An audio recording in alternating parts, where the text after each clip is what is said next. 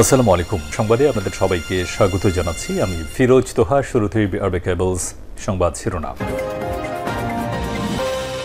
বাংলাদেশের সর্বশেষ গুরুত্বপূর্ণ আপডেট সংবাদে আপনাকে স্বাগত। শুরুতেই সংবাদ শিরোনাম, পরে বিস্তারিত।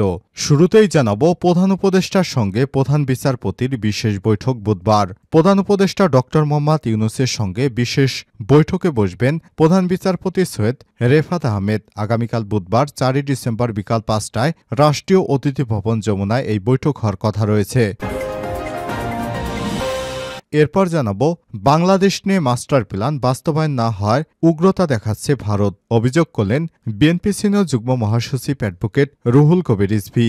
বিএনপির মহাসচিব মির্জা ফখরুলের পর এবার বিএনপি সিনিয়র যুগ্ম মহাসচিব রুহুল কবির রিজভী বলেছেন, শেখ হাসিনাকে দিয়ে ভারতের মাস্টার প্ল্যান বাস্তবায়িত না হয় এবার চিন্ময় কৃষ্ণ দাসকে দিয়ে বাংলাদেশকে অস্থিতিশীল করার ষড়যন্ত্র করছে ভারত। তাদের এই অযাচিত হস্তক্ষেপ বাঙালি জাতি কখনোই মেনে নেবে না।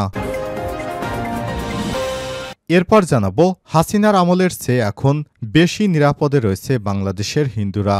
দ্য ইন্ডিয়া টুডেকে বললেন প্রধান উপদেষ্টার পেশ সচিব। বাংলাদেশের ক্ষমতাচ্যুত প্রধানমন্ত্রী শেখ হাসিনার শাসন আমলের চেয়ে হিন্দুরা এখন আরও আগের থেকে বেশি নিরাপদে আছেন বলে জানিয়েছেন প্রধান উপদেষ্টার প্রেস সচিব মোহাম্মদ শফিকুল আলম। একই সঙ্গে হিন্দুদের টার্গেট করা হচ্ছে যে দাবি করছে ভারত, সেটি সম্পূর্ণ গুজব বলে জানিয়েছেন তিনি। জানাবো, আইএমএফের ঋণের $1.1 বিলিয়ন আসবে ফেব্রুয়ারি মার্চে। অর্থ উপদেষ্টা ডক্টর সালেউদ্দিন আহমেদ জানিয়েছেন, আন্তর্জাতিক মুদ্রা তহবিল আইএমএফের চলমান ঋণ সহায়তার চতুর্থ কিস্তির $1.1 বিলিয়ন আগামী বছরের ফেব্রুয়ারি মার্চে পাওয়ার কথা। এদিকে ঝিনাইদহে আওয়ামী লীগের 2 নেতা 5 দিনের রিমান্ডে। ঝিনাইদহ জেলা আওয়ামী লীগের সাধারণ সম্পাদক সাইদুল করিম মিন্টু এবং ত্রাণ ও সমাজ কল্যাণ সম্পাদক কাজী কামাল আহমেদ বাবু ওরফে গ্যাস বাবুকে পৃথক 2টি হত্যা মামলায় 5 দিনের রিমান্ড মঞ্জুর করেছে আদালত। এবং সর্বশেষ জানাবো, গোপালগঞ্জে বিএনপির বিক্ষোভ ও সমাবেশ।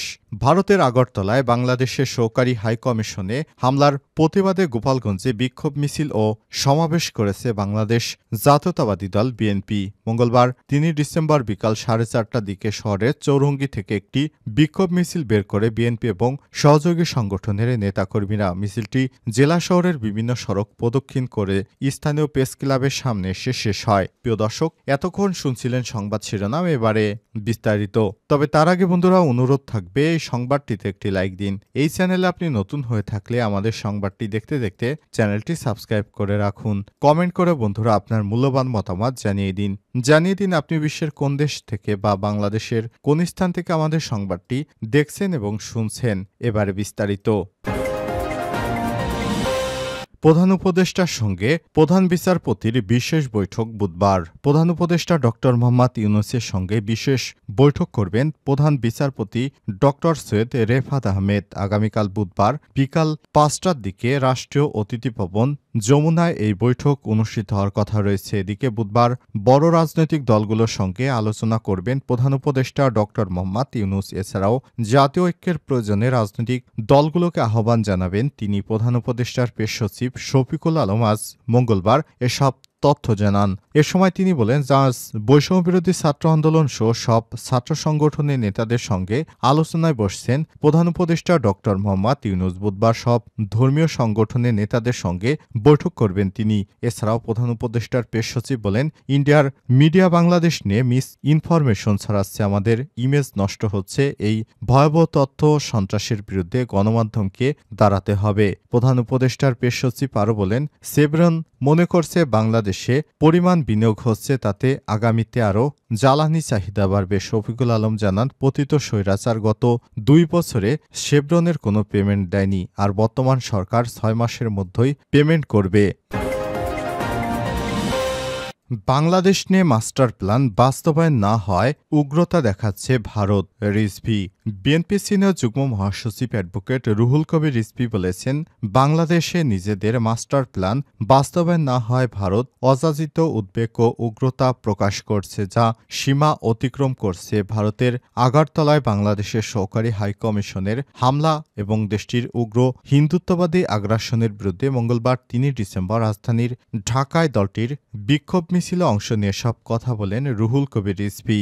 রুহুল কবির রিজভীর নেতৃত্বে বিক্ষোভ মিছিলটি নয়াপল্টনে বিএনপির কেন্দ্রীয় কার্যালয়ের সামনে থেকে শুরু হয়ে নাইটেঙ্গেল মোড় ঘুরে ফের নয়াপল্টনের সামনে এসে সংক্ষিপ্ত বক্তব্যের মধ্য দিয়ে শেষ হয়। এ সময় বিএনপি নেতা বলেন, ভারতের সংখ্যালঘু সম্প্রদায়ের মানুষের উপর অসংখ্য নির্যাতন নির্মমের ঘটনা ঘটছে প্রতিনিয়ত। সেসব বিষয়ে দেশটির কোনো সংকোচ বা অনুশোচনা নেই। এ সময় তিনি বলেন, ভারতের ভূমিকা ডাবল স্ট্যান্ডার্ড। ভারতের মুসলিম, খ্রিস্টান, নির্মবান্নের, দলিত, হিন্দু, শিখ সহ সংখ্যালঘুদের কোনো নিরাপত্তা নেই, কিন্তু তারা বাংলাদেশের অভ্যন্তরীণ বিষয় নিয়ে অস্থির।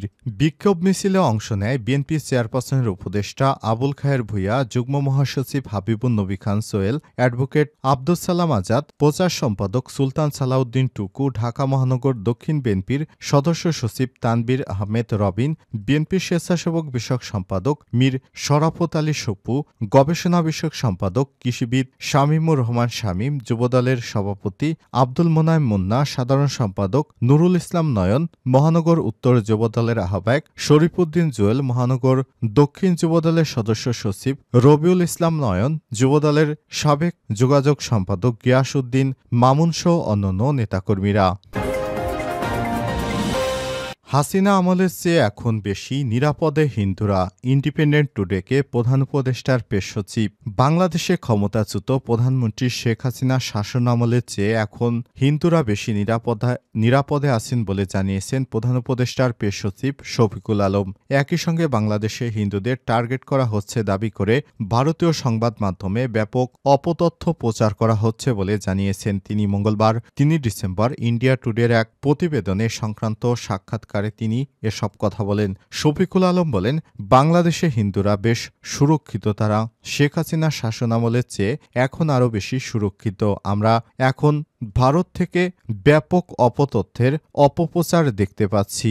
গত আগস্টে সাবেক প্রধানমন্ত্রী শেখ হাসিনা সরকার পতনের পর থেকে বাংলাদেশে হিন্দুদের উপর কথিত হামলার বিষয়ে একের পর এক বিবৃতি দেয়া আসছে ভারত। এসব বিষয়ে ভারতীয় সংবাদ মাধ্যম অতিরঞ্জিত বিভিন্ন খবর প্রকাশ করা হচ্ছে। তবে বাংলাদেশের অন্তর্বর্তীকালীন সরকার বারবারই ভারতের এসব অভিযোগ অস্বীকার করে আসছে। সরকার বলছে, সংখ্যালঘু নির্যাতন নিয়ে প্রচুর অপতথ্য বা ভুল তথ্য প্রচার করা হচ্ছে। প্রধান উপদেষ্টার পেশ সচিব বলেন, আমরা এসব স্থানে নিরাপত্তা জোরদার করেছি। আমরা লিঙ্গ, জাতি, বর্ণ ও ধর্ম নির্বিশেষে প্রতিটি মানবাধিকার প্রতিষ্ঠার জন্য এসেছি। এ সময় তিনি জানান, আওয়ামী লীগ সরকারের শাসন আমলে হিন্দুদের বিরুদ্ধে ব্যাপক নিপীড়ন চালানো হয়েছিল, তবে সে সময় কোনো গণমাধ্যমে এই রিপোর্টগুলো প্রকাশিত হয়নি। এ সময় তিনি বলেন, শেখ হাসিনার সময় এটাও ঘটেছিল বলে ভারতীয় কোনো গণমাধ্যমে একটা রিপোর্টও প্রকাশিত হয়নি। কোনো প্রবাসী সংগঠন এ নিয়ে কথা বলেনি এবং ব্রিটিশ পার্লামেন্টও এ বিষয়টি কেউ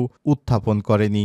ইসকনের উপর দমনপীড়নের অভিযোগ অস্বীকার করে শফিকুল আলম বলেন, সরকার এবং ধর্মীয় সংগঠনের উপর কখনো আমরা অতিরিক্ত বল প্রয়োগ করিনি। আমরা সব সময় তাদেরকে বাংলাদেশে সুষ্ঠুভাবে তাদের কার্যক্রম চালানোর জন্য অনুমোদন দিয়েছি। আইএমএফের ঋণের $1.1 বিলিয়ন আসবে ফেব্রুয়ারি-মার্চে।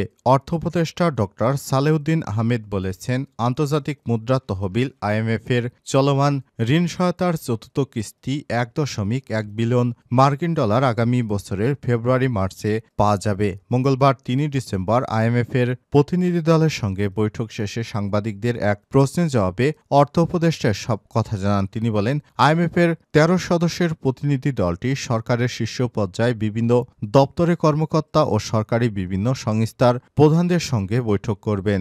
ডক্টর সালেউদ্দিন আহমেদ বলেন, আইএমএফ মিশন আসছে, এটা একটা রিভিউ মিশন। আমাদের আইএমএফের যে প্যাকেজ আছে $4.7 বিলিয়ন, আমরা যেটা পেয়েছি এখন ফোর্থ চান্স, চতুর্থ কিস্তি আমরা আশা করছি $1.1 বিলিয়ন মতো। যাই হোক, ওরা দেখে রিপোর্ট করবে। ব্যাংক খাত নিয়ে তিনি বলেন, ডিপোজিটারদের যে চাপ রয়েছে তা থেকে উত্তরণে দুর্বল ব্যাংকগুলোকে তারল্যের সহায়তা দেওয়া হয়েছে। খুব দ্রুতই সেগুলো ভালো অবস্থানে ফেরত আসবে আর আর্থিক খাত সংস্কারের এমন পদক্ষেপ নেওয়া হবে যাতে আগামীতে তা অনুসরণ করতে পারে।